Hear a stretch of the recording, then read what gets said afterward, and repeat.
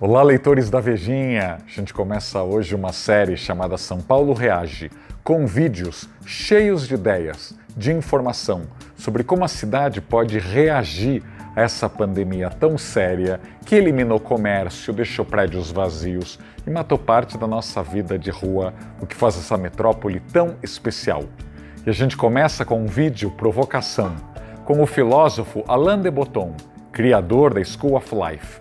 Ele se pergunta, o que faz uma cidade atraente? O que faz uma cidade bonita, viável, fácil, que a gente consiga ir a pé aí a vários lugares? Há várias provocações nesse vídeo, eu convido vocês para assistir com a gente. Até mais! Cities are a big deal. We pretty much all have to live in them. We should try hard to get them right. So few cities are nice. Very, very few out of many thousands are really beautiful. Embarrassingly, the more appealing ones tend to be old, which is weird because we're mostly much better at making things now. Cars, planes or phones. Why not then cities? It's crazy to settle for this and to leave something so important to chance. We need to get more scientific and identify the principles that determine how a city gets to be pretty or ugly. It's not a mystery why we like some cities so much better than others. This is a manifesto about how to make attractive cities. There are 6 fundamental things a city needs to get right. One of the things we really love in cities is order. Order means balance, symmetry and repetition. It means the same thing happening again and again and the left side matching the right side. Order is one of the reasons so many people love Paris, but most cities are a complete mess. When it's a mess, it seems like no one's in charge, and that's worrying. It's horrible when everything is jumbled up, a pitched roof next to a flat roof, a stark geometrical box next to a muddled car park, high-rise towers that look as if they've been placed at random like teeth in a gaping mouth. We generally have an itch to straighten things out, and when we can't, it's frustrating. The same urge is there when we look at cities. Often, it's not skyscrapers we mind in the city, it's skyscrapers that have been dumped without planning, like they are increasingly in London, whereas New York or Chicago shows the ordered way that we love. However, you have to keep something else in mind. Excessive order can be just as much of a problem. Too much regularity can be soul-destroying. Too much order feels rigid and alien. It can be bleak, relentless and harsh. So the ideal we're seeking is variety and order. This is the idea in a square in Telč in the Czech Republic, where every house is the same width and height, but within that ordered pattern, every house has been allowed freedom at the level of form and colour. Or in Java Island in Amsterdam, where the pattern is quite strict. Each house is the same height and width, the colour range is restricted, but within this grid, each unit is completely individual. We're perfectly in the middle between chaos and boringness here, and that's what humans adore. That's what more and more cities should have, order and variety. So as a general rule, too much mess and it's off-putting, but too much simple order and it's boring. What we crave is organised complexity, which you can see as much here as here. Now for the second thing that makes cities beautiful. They have to have visible life. There are streets that are dead and streets that are alive, and in general we crave the live ones. This is a live street in Hong Kong. This is a live scene in Venice. In the 18th century, the painter Canaletto specialised in pictures of cities everyone loved because they're full of life. There's always plenty going on. In this painting we can see a stonemason's yard. The work sheds are rough, but they're charming. It's fascinating to see what people are up to. How do they load those huge blocks onto the gondolas? The life of the city is on display, and we're primed to love this. Contrast this with the dead streets of many modern cities. Today, the places where a lot of the work gets done look dull and dead. They're spaced out along huge highways, and you never go there unless you happen to work there yourself, because there's nothing to see. And most office buildings are brutally anonymous. The people inside might be working on all sorts of fascinating stuff, but we just don't know, and it's disorienting and cold. The street levels are dead. Contrast this with the streets we all love, where you can see things going on, a bakery, a cobbler's shop, a market selling carpets, a burger bar, a bookshop. These are streets we love because they're full of life. More and more in modern cities, we've hidden life away. We have lots of dead sheds and dead towers connected up by dead motorways where you can barely glimpse your fellow humans. Rather than the old alleyways where you can see people at work, look at them in the eye as they walk down the road and feel connected to others.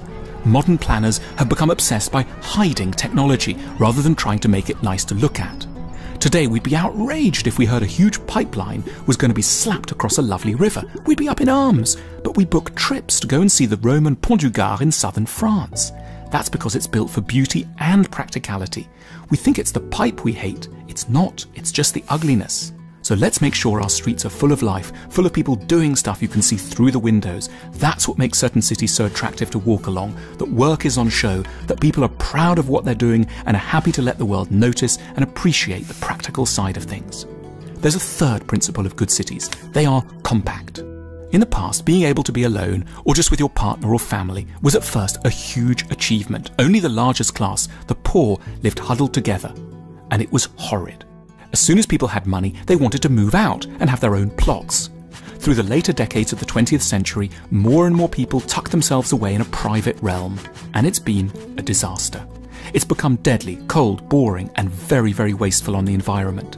A compact city like Barcelona swallows a fraction of the energy of a sprawling one like Phoenix in Arizona.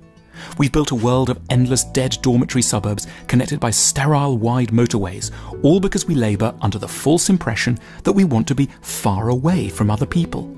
But in fact, it's wonderful to have the balancing, moderating influence of living close to other people in uplifting surroundings. That's why we need tightly packed, well-ordered cities with lots of squares and public places in which we can hang out. All the most beautiful compact cities have squares, yet the art of the square has gone into terrible decline. We keep promoting the invention of mobile phones, but no one's built a good square anywhere on this planet for decades. It's not rocket science, though. Look at the Piazza Santa Maria in Trastevere, Rome. It's a public place, but intimate and enclosed enough to feel like an extension of your home. Lounging about here, having a coffee or a beer, reading a paper, you get to be around other people. Their moderating, cheering effect is restoring. It takes you away from the over-intense, couple-obsessed atmosphere of the home. There's an art to a good square. It should be neither too big nor too small. Anything over 30 meters in diameter starts to become too large, by which we mean the individual becomes overly small relative to the space around them, creating a sense of alienation and dislocation. In a good square, you should be able to see the face of a person across the square. You could, if need be, hail someone walking on the other side. The ideal square must offer a feeling of containment, but not claustrophobia.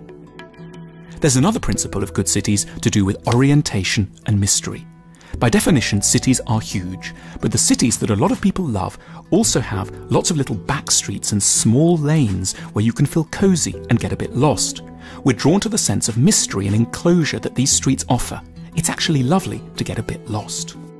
A warren of alleyways can feel homely and intimate. At Cartagena in Colombia, the balconies nearly touch across the street. You can see your neighbours having breakfast. You know when they've gone to bed, what time the children do their homework on a Sunday evening. The fact that everyone's a little bit on display a lot of the time tends to make people nicer. They don't shout at each other quite so much. They put flowers on the table more often. We like it, but we forget that we do, and we don't quite know how to ask for it. Modern planners and developers give us maximum privacy because they suppose that's what we all want, and because they insist that cars and lorries, which like a lot more space than people, are the most important things in the world. Of course we need balance between small streets and big ones. Necessarily, cities are large. We love small streets, but they're a nightmare when you have to go any distance. So the ideal is to have big boulevards, grand, wide, straight places, and also little warrens of streets. We need cities that offer us two important pleasures, the pleasures of mystery and the pleasures of orientation. E aí, o que vocês acharam? Você não precisa concordar com tudo que o Alain de Botton falou.